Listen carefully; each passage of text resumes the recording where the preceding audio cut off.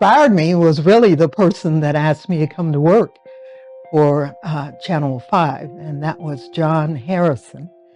After a lot of, I don't know how to do that, or he said, I've never interviewed anybody that is so determined not to take the job.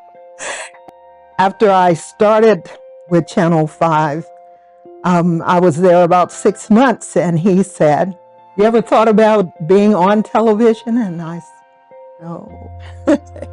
And he said, I want to take you downstairs, and I want you to be involved with a public affairs show that I want to put on.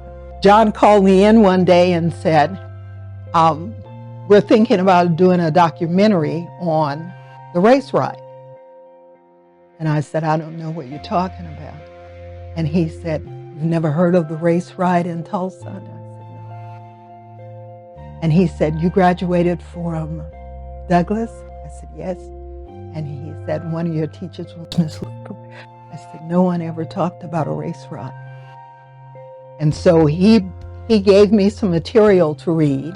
And I think it was material, I'm almost positive, it was material that his father had written about the race ride. And that's how I developed a love for getting into it. And several people there in the station, we set up, the producer, we set up the interviews with the survivors at that time.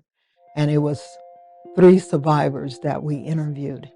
And that was probably the thing that really caused me to want to be involved and to do research and to find out about history, people here in Oklahoma.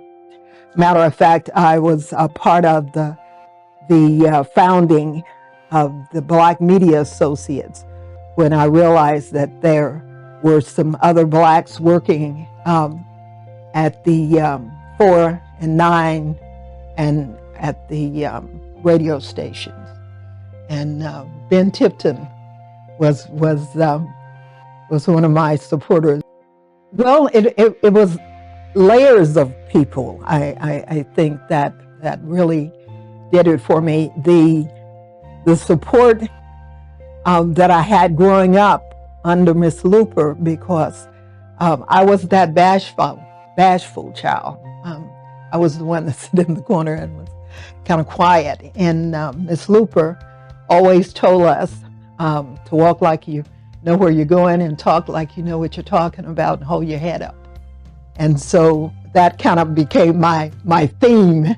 And so with Miss Looper's encouragement, Nan Wright, who was my boss at OIC, saying that I could do anything. And when I told her about the offer of the job, she said, Joyce, I already knew about it.